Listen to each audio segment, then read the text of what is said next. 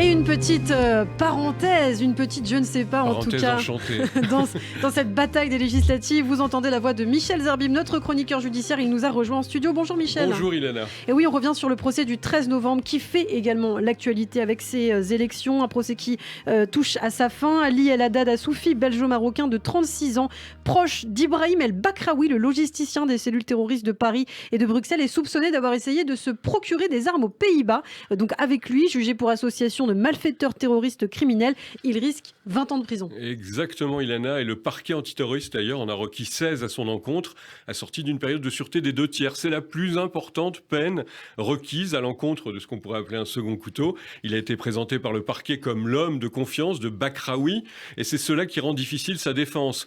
Il n'y aura pas ici de bons mots ou d'effets de manche. Je vais m'attacher au fond du dossier, a assuré l'avocat qui a entamé son exposé sur la piste des armes venues de Rotterdam en Hollande, piste abandonnée par les premiers enquêteurs belges selon l'avocat, jugeant qu'El Haddad Assoufi, c'est son nom, n'était qu'un trafiquant de drogue de manière ponctuelle. Alors l'avocat l'a regretté de ne pas avoir pu poser de questions à Oussama Krayem, accusé qui a choisi de garder le silence pendant tout le procès, d'ailleurs qui passe, son avocat plaidera ce matin, et qui avait dit durant l'instruction que les armes venaient de Hollande. Il demande donc à la Cour d'accorder aux paroles d'Oussama Krayem une force probante proche de 0.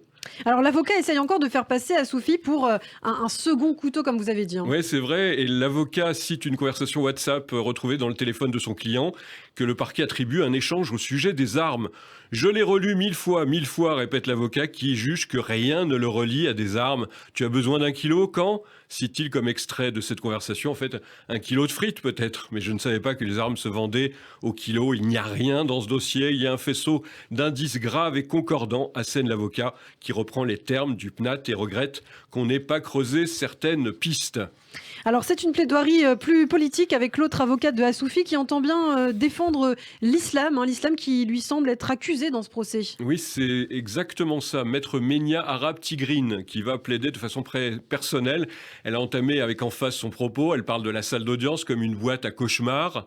Lequel d'entre nous ne s'est pas dit le soir, mais c'est quoi le problème ? C'est l'islam ? C'est les mosquées ? Les imams ? Qu'est-ce qui nous est arrivé ? Demande l'avocate, qui juge que ce procès, écoutez bien, c'est le procès de tous les Français. Un peu indécent, pour utiliser ce mot, devant un parterre de survivants. Et puis elle poursuit, c'est quoi la radicalisation ? C'est qui la radicalisation ? C'est où et c'est quand ?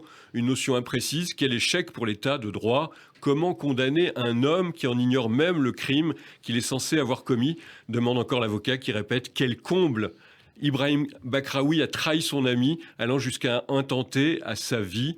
Ali El Haddad est un accusé de substitution. C'est Ibrahim El Bakraoui qui devrait se retrouver dans le box. Michel, l'avocate s'attaque pour finir à la qualification reprochée à son client pour la déconstruire. La qualification, Ilana, c'est association de malfaiteurs terroristes. Qualification fourre-tout, dit l'avocat. Il faut nécessairement qu'on ait un élément intentionnel et qu'il soit clair, dit-elle. Il aurait dû savoir. Ça ne peut pas suffire. Elle parle notamment des soirées PlayStation et pizza entre son client et El Bakraoui.